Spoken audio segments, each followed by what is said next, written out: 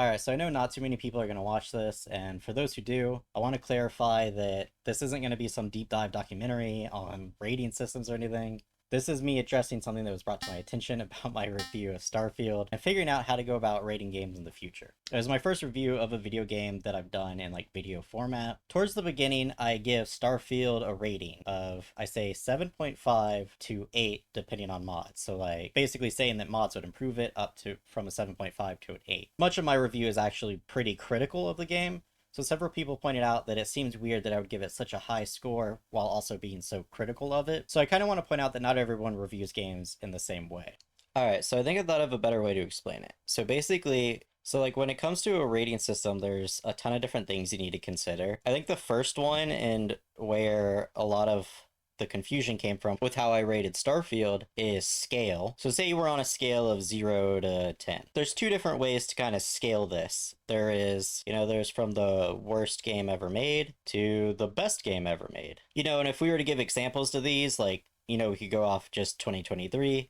We could have something like the Kong game over here, which it probably isn't actually the worst game of the year if you consider all games in total, but we're just going to use this as an example. And then for probably the best game of the year would be something like Baldur's Gate 3. It's subjective, but this is just an example. In reality, there probably is worse than Kong here, but we'll come back to that in a bit. The second way to scale things is you could go from the worst game possible to then obviously the best game possible. So this would be like basically not a game at all.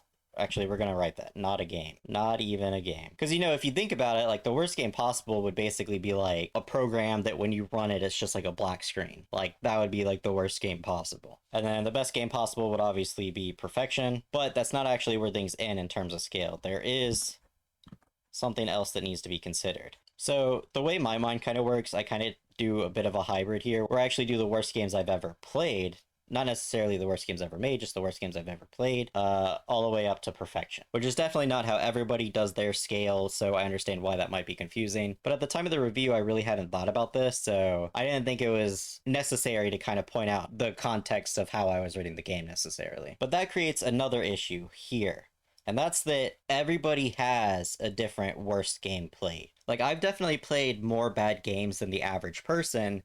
So, other people's 0 on this scale might actually be closer to like a 4 in my experience. And there's undoubtedly people who have played even worse games than I've played, so my 0 might actually be other people's 4.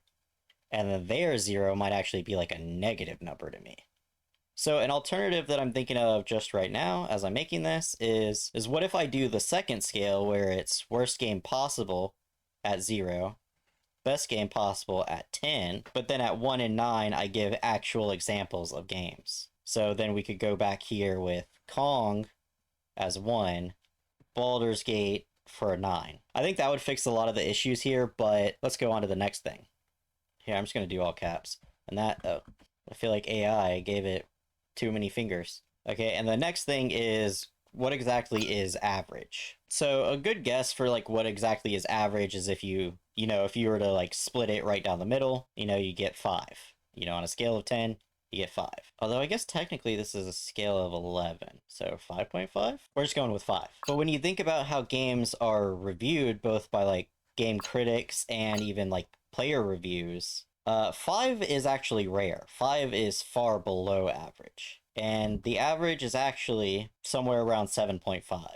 So if I were to say a game is like 6, for example, if you were looking at it from this point of view, you would see 6 as above average. But if you were looking at it from this point of view, you would see 6 as quite a bit below average.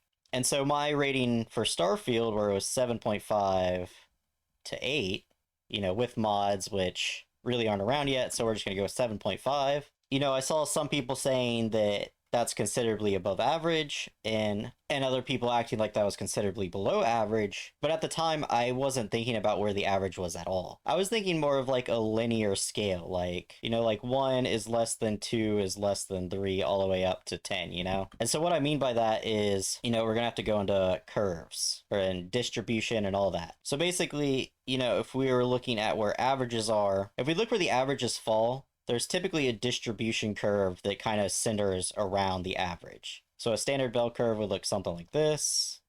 In terms of distribution, that's very rough looking, but just imagine this is the center, Pretty much all games are here, you know, and then there's some outliers. You know, like these are really bad and these are really good. You know, these are your Kongs, these are your Baldur's Gate 3s. But then the way that, you know, most people actually rate things puts the average at 7.5, and then the distribution of games tends to be, you know, the peak is around the average, and so then the curve looks more like this.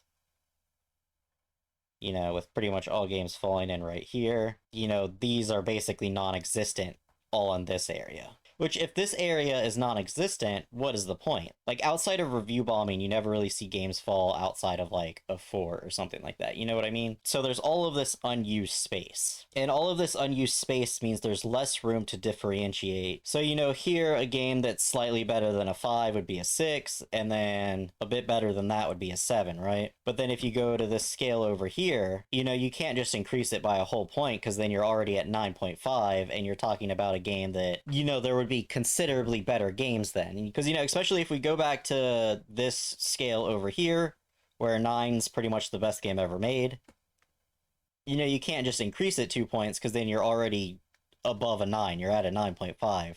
There's really not as much room here to differentiate. You know, you'd have to get very specific with decimals being like 7.6, 7.7, and stuff like that, and it could get very confusing to people. And so then that's where I came up with these things to consider. Which, so the first is basically just like ease of use. You know, how easy is it to understand? And when it comes to ease of use, there's actually issues with both of these. And so with the second one, the problem is obvious, and that's room to differentiate, which is my second thing to consider. But so then you think, okay, then we'll just use the first scale, but then there's another issue, and that's connotations. You know, going back to how I rated Starfield as 7.5, we'll say I was rating it a 7.5 on this scale over here, where that's average. That means on the first scale, it would actually be a 5.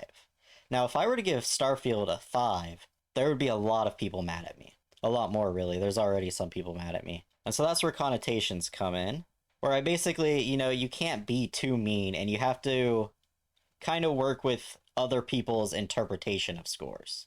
Which other people's interpretation of scores is kind of like this, but then that creates a problem here, which then creates a problem here. But then if you were to use something like this, you know, that works here, but then that creates a problem here, which in turn creates a problem here. Because if people don't understand what's happening, then it's no longer easy to use. And so, you know, I've had the idea of, okay, well, maybe I'll split the difference, have average at, you know, something like 6, 6.5, something like that, but that's still a little confusing. So perhaps a better thing to do would to just be very clearly state what scale I'm using per review. So like, say at the beginning of a Starfield review, I'm like, okay, I'm rating it on a scale of 0 to 10 with average being 7.5. You know, if I lay every single aspect of it out, you know, with 0 being worst game I've played to 10 being the best game possible, which is kind of how I rated it the first time.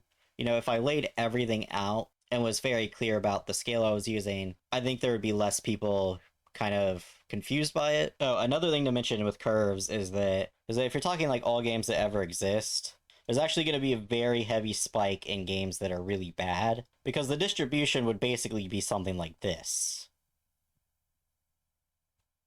You know, where this is like all you would see of that scale, but then there's all of this that's being not considered because they're just so bad. But that also further skews things to the right, especially in terms of AAA games. So like going back to my Starfield review, I gave it a 7.5. Part of that has to do with, again, I've played worse games than the average person, which means pretty much any AAA game is going to be bumped up a few points compared to what most people have experienced would basically give it, if that makes sense. So I haven't decided the exact way I'll go about rating systems in the future, but what I have decided, whatever kind of rating system I do pick, I'll try to like specify it at the beginning of the review. So like before I say this game's a 7.5 out of 10, I'll say this game is a 7.5 out of 10 because of this scale, you know, and this context, this is the average. You know, I'll try to kind of lay that out without wasting too much time if I can. You know, I really like this idea here. I might actually have to scale it a bit more to where, like, you know, best game ever would be something more like 9.5, or I don't know,